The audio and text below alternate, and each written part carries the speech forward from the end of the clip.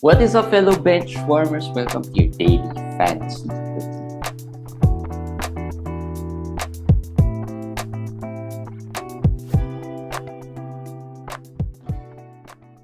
What's up, guys? Welcome. Another day, another quickie for us here with the fantasy bench warmers. I'm your host, JJT, with our resident Commish Eric. Commish, Yes. it's 7 games late today. Let's maybe run through with the injuries first. There's some significant injuries that has gone around today, and probably the biggest one is the Aaron Fox. How bad Yeah. was it? How He bad? I did watch the game. I watched it after he got injured. he banged his knees with someone. I forgot who the defender was, and then he left. He returned, then he left. Something like that. I knew he came back. I'm not too sure if he entered the court. I think he did enter the game, and then he went back. So probably it didn't feel okay. He tried it out and didn't feel okay. The team said it's knee soreness or something Yeah, like that. But I feel like it's not the soreness. I mean, everybody just puts the word soreness out right now. Sore knee, back stiffness, load management, injury management. Those are the new terms. I think they just have a seminar every start of the season to talk about what terms to use, yeah. generic terms How to to use. classify your I, injuries? yes, but if it's a bruise, then that's worrying. No, if it's he banged his knee, so if it's a bruise, it might take a while. But if it's a mild one, then it's speculating right now. We don't really know. So with that injury, I think the top ad here would be Davion Mitchell. Um, yeah, I mean, you won't need to wait for updates. Just if you have someone to drop, someone not really performing as well, or someone you just pick off the waivers, maybe just pick him up and see what happens. I mean, I think I've seen a lot of leagues still in our fantasy benchwarmers leagues wherein Davion is still available. I think maybe because we're on a daily to day setting, some of their streamers have played already. They cannot make the move. So, but if you are on a daily tomorrow setting, or if you have someone you can drop for Davion Mitchell, it's a speculative ad. I mean, we don't know how much time he's gonna miss, but yeah, just add him wherever you can. Yeah, I think so. If you own Darren Fox, I'll put him in the IL plus. If he's, I don't know, I don't own him, so I don't know if he's already eligible. But if he is, put him and then pick up Davion. Yeah, He had a good game, 23 points today. He made his shots 9 out of 11, I think. So yeah, Davion is an ad. Kevin Huerter, he's been dropped because of some bad games. He's in the waiver also of some leagues. I think this would really, he played well the last game, and played he well to played well again again. today. Yeah, Yes, and I think without he one thing about Huerter compared to Malik Monk, Huerter is a little, can bring down the ball. yeah. That's what he did with Atlanta, with Dre. He was a second ball handler, sometimes He back can up do a lot Dre. of things. He can do a Yeah, lot so more so things. I think that's good. I think that's good. Kevin Huerter, if he's available in your leagues, I'll pick him up. I actually pick him up first before Davion Yeah. if he's available. So we'll wait for news on the Aaron Fox injury. And I guess we can talk about Sabonis as one of the worry Yeah. and connected to We've been this talking news. about him, I think, over the past few days. Today, the And scoring has been really not good. yes, the scoring is not good. And in our courtside DFS yesterday, we talked about the fact that they're playing Charlotte. Charlotte gives up a lot of fantasy points to managers, and we said I picked him. I said I think he's not gonna be in foul trouble. Who will he foul? But he fouled out. He fouled out. He had 3 fouls in the first half. If not for Apparently, Fox, apparently, it's not really, it was PJ Washington who killed him on the defensive end today. yes. And and the thing is, if not for Fox getting hurt, I don't know if he would have gotten those 13 rebounds, 7 assists, 9 points. And the stats padded up when Fox went out. So this would also help him. Hopefully, they have to use him more now on offense. because Fox is gone. So the offense might go through him. They might tweak some offensive plays here and there. So it might get him going. We have called out one of our players that we'll talk about later. We called out, and he had a great game. So we will call out the Mantas Sabonis right now to Come on, please wake up. Sabonis. Let's see if our not our curse, our magical powers continue. Yeah, It's not a curse, it's actually a power. let's keep our fingers crossed. We started with who? Cade? Started with We started Cade. with Cade. Yeah, we started with Cade. I mean, just right before he exploded, an episode right before he exploded. And yesterday we talked about Paul George. Thinking if we Yes. should buy low on Paul George, and we had some hesitations. If you haven't heard about, listen to yesterday's quickie. It's already up. You can listen to it. Got lots of views already. Well, lots of views from our standards. Not a lot really, but it's significant. Our buy low, sell high episode yesterday, and we talked about Paul George, and we were hesitant whether this is a buy low opportunity. In fact, we were not hopeful, not as hopeful, and we just said that hopefully, it's just a slump. And today, almost a triple double, 6 steals, 2 blocks. So hopefully, this is the start of the re-emergence of Paul George. Well, we can segue to Paul George a little bit. We did say Houston, San Antonio, Utah. We keep on reiterating that Matchup. schedule, those matchups. And the thing is, even if it's Houston, he was also aggressive. He took 26 shots or 25 shots. That's what you want to see. I mean, Donovan does that, and that's what we wanted to see from Paul George, because he should take those shots, and he hit the game winner. So that's what we want. And maybe also Norm Powell, we can talk a little bit. He went off on the bench even with Kawhi out. He got 20 minutes to Luke Kennard's 33, 34 minutes. So Kennard started. Kennard started and played 33 minutes. So that's something to monitor, because Powell's not been playing that great. I don't know if this is the motion or maybe a change in strategy because they needed more dynamic scorer off the bench. So Powell was okay. I mean, not really good. So let's see if the 20 minutes is really low. That is gonna be worrying if that continues, because as we said, there's still no Kawhi. Yeah. So and Kennard is no pushover. I mean, Kennard can be a relevant fantasy option for us, and not just a streamer, but if he gets regular minutes of 30, 33 minutes, especially with the Kawhi situation, looks like there's really no end yet. Or looks like they're really gonna take it slow with Kawhi. Possible. I'm not sure if there's a setback with the Kawhi's knees, but if that's gonna be reoccurring, he won't be able to play. Then Kennard could be an option. So we have to watch that situation very carefully. The Kawhi thing, it's concerning, and people will ask what to do with Kawhi. We have nothing for you, because you can't do anything. You can't drop him, because it's not clear that that it's a major setback.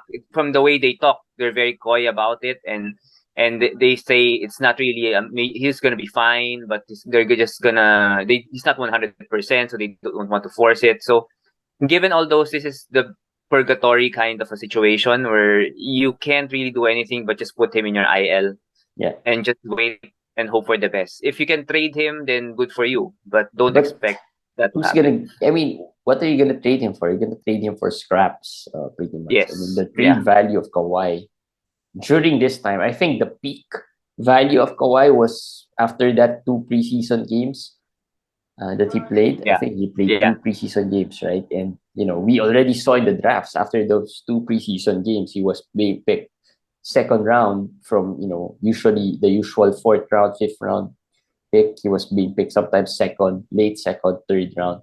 So that was peak Kawhi. Now it has really bottomed out just because of this situation. But let's see. Like you said, nothing. You can't do much. You can do something, but you can't do much. You can do something, but it's not gonna be beneficial to your team if you trade him for someone struggling. Let's say an Al Horford or just the Kyle Lowry. I mean, the very low players low, not very low. I mean, in the 7th round, maybe 8th round, but you pick The low Kawhi second upside round. guys, Yeah. not really a high So upside player. yeah, it's still early. It's still week 3. I'll give it. They said he's out for the next 3 games or 6 games or whatever. I'll give it then, and then see what happens. If he still doesn't play by that time, then this is not an injury management thing anymore. If he still doesn't play by that time. Yeah. So the Aaron Fox, we got into the Aaron Fox segue to Paul George. Let's talk about Isaiah Jackson. Also got injured today. I think it was knee soreness. He did get injured. He might have been, having some knee issues already before the game because it's knee soreness, like you said. Again, knee soreness, the usual terms of this year's injuries. For me, And it's a bit worrying because Isaiah Jackson is really not the healthiest guy out there. true. Yeah, in college he did get hurt, and that was one of the reasons his stock fell. And then last year he kept on getting injured also. Yeah, I mean, when Miles Turner was declared out for the rest of the season, he was supposed to take over, but I think during the first game, right after the first game, he got injured already and missed a lot of games. And then it was on-off injury. Now it's been what, just 3 weeks into the season, and knee soreness already. I mean, he's not the oldest guy as well. That's true. And But you'll hold, right? I mean, most likely you'll hold. Yeah, what I think, just looking at it on a positive note, they only have one more game this week. As we said, Indiana only has 2 games this week, and they're already done with 1. And if you don't have any other players in your IL plus, then you just put him in your IL plus. You don't have to drop him. Think of dropping him, and then you can have the roster spot available for you.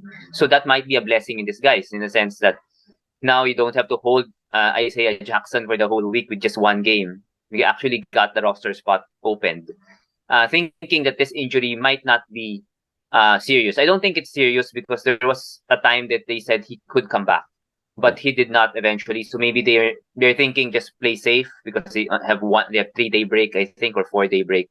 So just let him rest. So I think that's just how I see it for Isaiah Jackson. Still hold him. Yeah, a few more injuries that we still don't know the extent of. Steven Adams, Brandon Clark, not sure how serious those are. So we'll probably just have to wait for what's going to happen. Santi, though, did not have another good game. I've seen him being dropped in a couple of leagues. Really? Yeah. Okay. I mean, if thinking about it, it's been dropped. You think twice about using your waiver priority already because of the slump. How patient should we be? I may not use my waiver on Santi, but I would pick him up if he was dropped. It's still a starter. Jaren Jackson Jr. is still not coming back yet. We don't know what's up with Steven Adams or Brandon Clark. If both are out for a while, then that will help Santi even more. So a lot of possible good spots for him to take advantage of. So the waiver, unless they said Steven Adams is out for 2 months and Brandon Clark's out for 1 month, maybe I'll use it. But if there's no news, probably just minor injuries, I'd still pick Santi up. But not use your waiver. No, I won't use my waiver. He's good for what? 12 points, sometimes 6 or 7 rebounds, 1 block, 1.2. That block is not even, what's your criteria? I know this is not part of what we're supposed to discuss, but what's your criteria in using your waiver? Actually, early in the season, I'm more lenient, especially if I'm 13, 14, 12 or the lower end. I've used my waiver twice, and on players who I would not usually have used my waiver, which is Kelly Olynyk. I used him. He was dropped after the game 1, and I used him because I think I still can get 2-3 months of value from him. So I used him. I didn't even get to see what my waiver rank was. And then Ayo Donsunmu. That one I just, I thought it's still week 1, it's okay to use my waiver. So I use Ayo. But in general, I would think someone who is long term long-term player for your team, I could use my sometimes somebody who would really help your team in the category that you need. I would use it. Yeah. Because Santi, what will he help you with? He would help you with the little blocks, but not really that game changing to use your waiver if you're number 1 or number 2. Unless maybe you're 13, 14, it doesn't really, Yeah.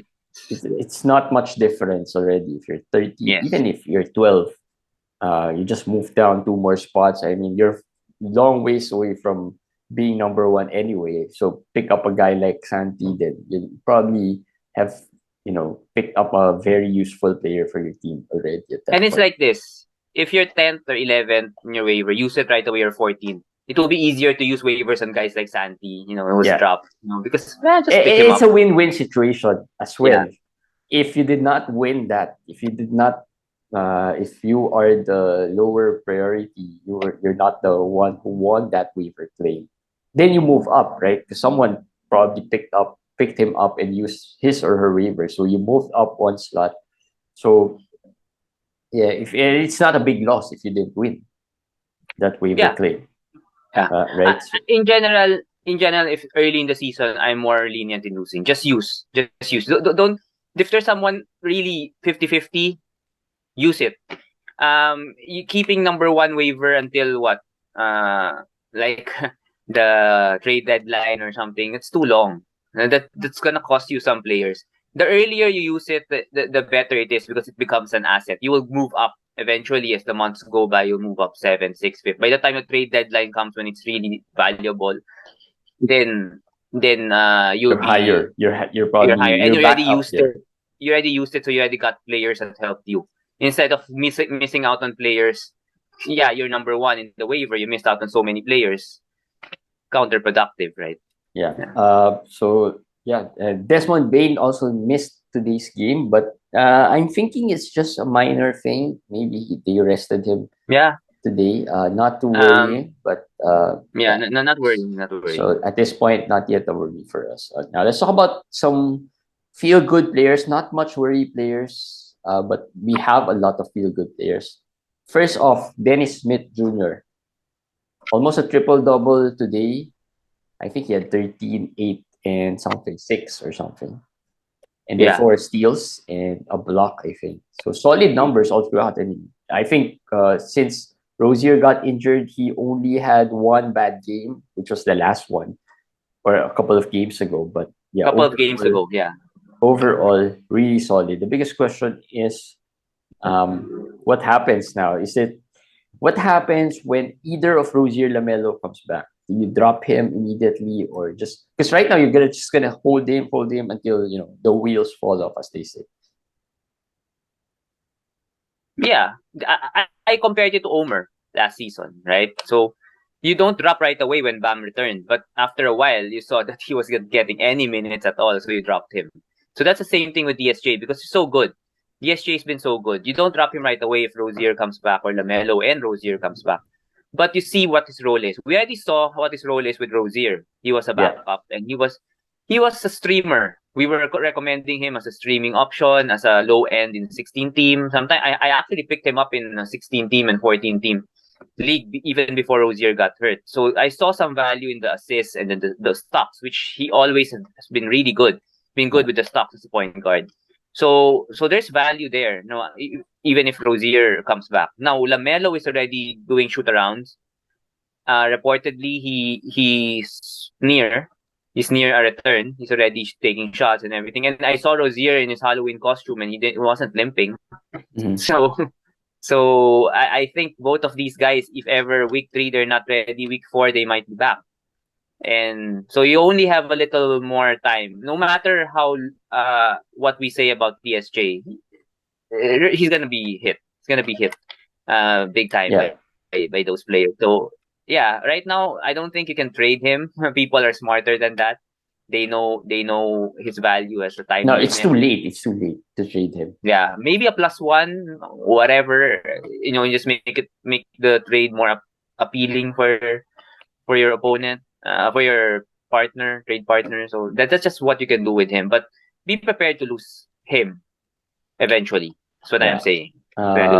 So yeah, we talked about Paul George. Let's talk about Markkanen. sell high, Yeah. or this is it. This is really the real marketing that we're seeing. He's probably Utah's top dog, top player right now. I don't see anyone really close there. Um, top 35, I think. Top 30, top 30, top 40 Yes. I think currently. he's 35th before today. And what he did today, 29-8 or something. I think he moved even higher. Probably moved to the top 30 after Yeah. today's game. So the only as you said, top dog. The only problem there is if they decide to really tank hard. No. They have 6 wins. This is interesting. This is interesting because there I saw a tweet one guy covering Utah, and he said that Utah is really not tanking, and there's no team, you know. I think Josh Lloyd also tweeted this. What was a team that Danny Ainge managed that tanked? There was That's really true. none. Even the Boston team did not tank during his years there, as they were rebuilding with Tatum and before they got Tatum and Brown, I guess. And that's a good point. Maybe they're not really tanking.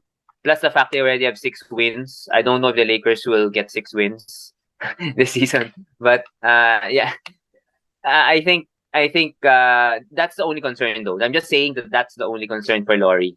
If you want to sell high, that's the only reason I want to. Because if they're not really tanking, I think it's sustainable for Lauri. I mean, nobody else there really will score as much as well as good as he does. So Yeah. 25 points, 24 points a game, easy. Now, how high can you sell? Rebounds. If you're talking, like we always say, how high can you sell? He's top 40. I mean, he's top 40. So Scotty Barnes, those guys are same level for me. The Scotty Barnes, the But what's Jalen's, really the nice, I mean, Baines. if we're gonna get Scotty Barnes, I'd rather have Lauri. No, I'd rather have Scotty though. I'd rather have Scotty. Really, you'd rather have Scotty? Yeah, Just because he's Scotty. probably what, the Scotty, third option there, or third guy. But although he can contribute a lot more. That's true, but Scotty's giving out more, way more. Lauri doesn't give stocks. We don't, he will have some problems. He had 4 blocks. Yeah, but that's not. I mean, we're talking average for the season. Yeah. I think Scotty, the assists are there. He's starting to make these 3-pointers. So I like Scotty long term. I think also it's a safer choice. I get what you're saying that no Danny Ainge team tank. They're not tanking or whatever. Yeah, just saw that. Up to a point in the season when it's crunch time, if they trade away Conley, if they're not tanking, they would not even consider trading away Conley and the other. I mean, if there's no openness to tank, they won't even consider the Clarkson Conley trades for Russell Westbrook. The fact that they're open to it, with as long as the first round picks are included, means that they're open to a tank also. But doesn't mean that they will. That's the difference. They're not aggressively going to, okay, let's go tank. Let's trade them right away. I think that's not the OKC level. If there's a tank meter, there's the teams that don't really tank, like the Miamis that never really tank, whether they're rebuilding or not. And then you have this OKC at the bottom of the thing. And if you're close to that, that means you're really tanking openly. Yeah. So they're not there yet. They're not close to that. They're a little higher than the OKC tanking. And Scotty, for me, as I said, Toronto will try to contend. Toronto has 5. Nick Nurse. They've been solid. They've been solid this year. Nick Nurse will run those 5 guys to the ground, and Scotty's the youngest of those 5. He when Fred VanVleet doesn't play, like he did not play today for back stiffness or whatever, Scotty's gonna be the point. If whoever rests, Scotty's a versatile guy. They're just gonna put him whoever's out. So just more versatility with Scotty. I like him more than Lauri. I will do that deal with the Lauri Scotty thing. I'm not sure it's a sell high, but I think it's a sell. It's a sell high based on your draft position. Yeah, pre-draft position. Draft position. But in the end, if both of them play throughout, I mean, they're probably gonna be close to each other. when it comes to I Durant. agree. I Yeah, agree. if they Yes. play, Yes. if Markkanen doesn't miss games. Yeah. Another player that could be a sell high, this one could probably be a really sell high, Brook Lopez. How sustainable? Yeah. He's like what That the second option there in Milwaukee Yeah, these days. basically the third. No, Drew has started to play well. Another player who we called out, Vilo. Now he's really making shots. No, uh, the threes. He will get threes. He will get blocks. That's what his MO is. That's what Brook Lopez is. So that it will be there. But the past few games, he's been scoring 20 Yeah. plus points, Today he had 23, I think, and then that or won't 22. that won't be sustainable. We know Chris Middleton is not yet playing. When he comes back and he plays, there's no way that Brook Lopez will score 20s consistently. So right now, the thing is, his value is at its highest, at its peakest peak for Brook Lopez. So yeah, of course, every player there's always that moment that the value is high. Trade, you can. I mean, not trade if there's a good offer. Yeah. That's what how fantasy is. That's how you win. So this is it for Brook. I think this is it. This is the time. Yeah, I mean the good thing for Brook this year has been the blocks. I mean, for I think the past couple of last year he didn't play much. 2 years ago, I remember we complained a bit about his block rate being a little lower than usual. I think last year helped him because he didn't play much, had the surgery on his back, I think, and now I think he's fully healthy. So I think that's where the blocks have been coming from, and that's where more movements has been coming from him on the defensive end. Oh, I watched the game; he's moving better. He looks like the Brook of old, right? But yeah, and you picked him up very late, probably after 100, 120, Yes, maybe 110. for sure, for sure. You Yeah. don't really need So to trade up unless you get a good opportunity to. unless it's really really good, because as you said, you picked him in the 120s. It's found money right now. Yeah, You're playing with house money. And I think even if there's a regression, it won't be to the point that he's gonna be way down because of the blocks and the threes. His rankings will just stay way higher than where he is ranked. No, where he yeah, was drafted. I'm sorry, where he was drafted. He's gonna outplay the draft position regardless, even if there's a regression. So, but keep it open. Like one thing you can just float out something in your GCs like Brook Lopez for sale, something like that, and then see what offers come your way, and then decide. If you don't want to sell, even if you put it up, who cares, right? I mean, just yeah. easier to get deals that way. Yeah, plus he's a center. He's probably gonna demand a lot more, offers just because he's a center. Not a lot of centers Center. out there, and some centers are not performing very well too. Like guys like Capella, not so good so far. Sabonis, we talked about it. Although you won't do a Brook Lopez for Sabonis Yeah. deal, but I mean, I'm just saying, not a lot of centers are playing well these days. So he could have some good value. One thing I wanted to ask you about Kyrie. Should we Oh, fear what about about Kyrie? Kyrie? There's The been there's the been there's been I saw a tweet or a news or somewhere where season ticket holders are threatening to not watch the games if Kyrie is not how do you call this? Not reprimanded, suspended, or what? yeah. As a Well, Kyrie owner, should you yeah, they worry? could a little. Of course, there's still that worry, but I don't think anything would come out of it. This is not a basketball related thing. Although it's something serious also. The Nets though they've shown that they will go backwards for their stars. For KD, Kyrie last year, even if he was not vaccinated, they let him play eventually. Even if they punish him, maybe they fine him or maybe they suspend him for a game or two or three. I don't think it's gonna be a 1 month suspension or anything. So this is normal for Kyrie. I would say it's not that worrying already. For Kyrie. This is what you For Kyrie expected. standards, you expect something like this every year, but the possible reprimand. I'll put it this way, I'll be very shocked if suddenly they said, we'll cut ties with Kyrie, we release him. And that's I'll be very surprised if they do that. I don't think that's even under consideration, because remember, he's in his last year of his contract, so they can just ride it out until the contract expires. It's not as if there's a 2 to 3 year thing with Plus, him. this is not a bench player, role player guy. This is your star player. I think this is not a Josh Primo type of player where it's really easy to cut ties with him. And I think they've done something. Like today, he wasn't made available for media availability. I think that's one thing to keep Kyrie off the media, and somehow cool the tension. If they wanted to punish him, they would have done it right away and not put out a statement from the owner saying, "I'm disappointed." Those things are just to show your disappointment without punishing. Yeah. To show something like that. To show that you've done something or you're not with it. Just to show that you're not supporting it as well. Yeah, but this is Kyrie. Yes, exactly. This is Kyrie doing Kyrie things. And, when we picked him, when we drafted him, we knew some time this year something like this would happen. It's really not surprising. Yeah. And like Commish said, they probably won't do much or anything.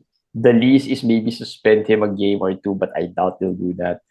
And that would probably be bigger trouble if they suspend him. I mean, knowing the combative nature of Kyrie in these certain things, like, he's very against the vaccine thing that happened to him, right? So yeah, but this is what we're getting, what we expected, and pretty much that's it. One thing I would say though, what will worry me is if it's Kyrie who does something, like he says he's fed up, like more worried about Kyrie.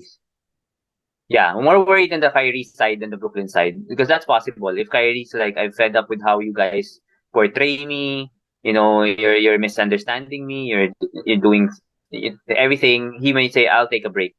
That is possible. Now that is possible. That's more plausible. So that is the one that's worrying, I think. All right. So hopefully it doesn't get to that with Kyrie. All right, guys, that's it for our daily fantasy quickie on the first day of week 3. And we'll post this on our YouTube channel. If you haven't, please subscribe to our YouTube channel. Just look for Fantasy Benchwarmers, as well as follow us on Spotify and on Facebook, Fantasy Benchwarmers. All right, guys. We'll see you guys again tomorrow. Bye, guys.